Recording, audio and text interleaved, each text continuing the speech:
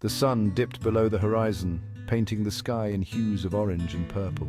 The air was sweet with the scent of honeysuckle, and the only sounds were the chirping of crickets and the gentle rustle of leaves. Applewood was a town where time seemed to move a little slower, a place where people still stopped to smell the roses and greet their neighbors with a smile.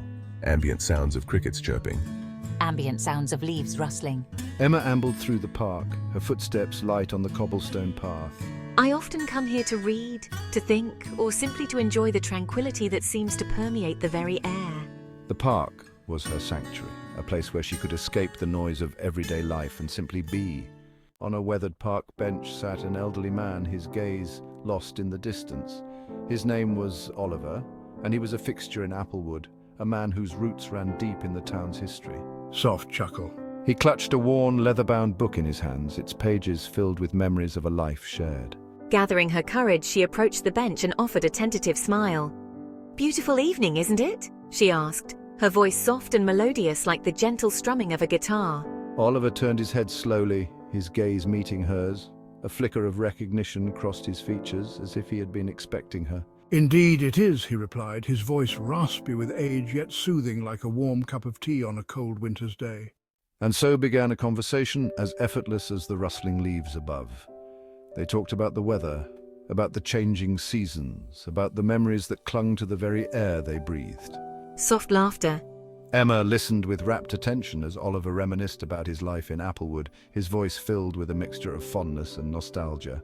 Wistful sigh. As the sun continued its descent, casting long shadows across the park, Oliver began to speak of his late wife, Eleanor. He spoke of their first meeting, a chance encounter at a local dance, her laughter echoing in the night air. He described her infectious smile, her kind heart, and the way she made even the most ordinary moments feel extraordinary.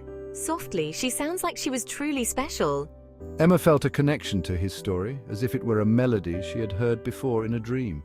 Oliver reached into his pocket and pulled out a faded envelope, yellowed with time. "This came today, the last letter she ever wrote." Emma watched, her heart pounding in her chest, as Oliver carefully opened the envelope, his hands trembling slightly. He cleared his throat and began to read aloud, his voice thick with emotion. "My dearest Oliver." The letter was a testament to their love, filled with cherished memories, inside jokes and words of comfort. Eleanor wrote of their life together, of the joys and sorrows they had shared, of the unbreakable bond that time could never erase. The sun had vanished completely now, leaving behind a sky awash in deep indigo. Stars twinkled overhead, like tiny diamonds scattered across a velvet cloth. As Oliver read, his voice catching at times, Emma felt a profound sense of peace wash over her. Love never truly ends. It merely transforms, taking on a new shape, a new form. Just as the setting sun doesn't cease to exist, but rather casts its glow upon another part of the world, so too does our love find new life in the memories we shared. Oliver finished reading, his eyes glistening with unshed tears. He folded the letter carefully and placed it back in his pocket, a tangible reminder of the love he had lost but would forever cherish. A comfortable silence settled between them, a silence born not of awkwardness but of shared understanding. Emma reached out and gently touched Oliver's arm, a gesture of comfort and empathy. In that moment, they were not strangers brought together by chance, but two souls connected by the universal language of love and loss. They sat in silence for a while longer, watching as the last rays of light faded from the sky. Thank you for sharing that with me, Oliver. Thank you for listening. It was good to share her words with someone who understands. They parted ways then, two solitary figures silhouetted against the twilight sky. As Emma walked home, she carried with her the message of Eleanor's letter. Love never truly ends. It transforms, it transcends, it lives on in the hearts of those left behind.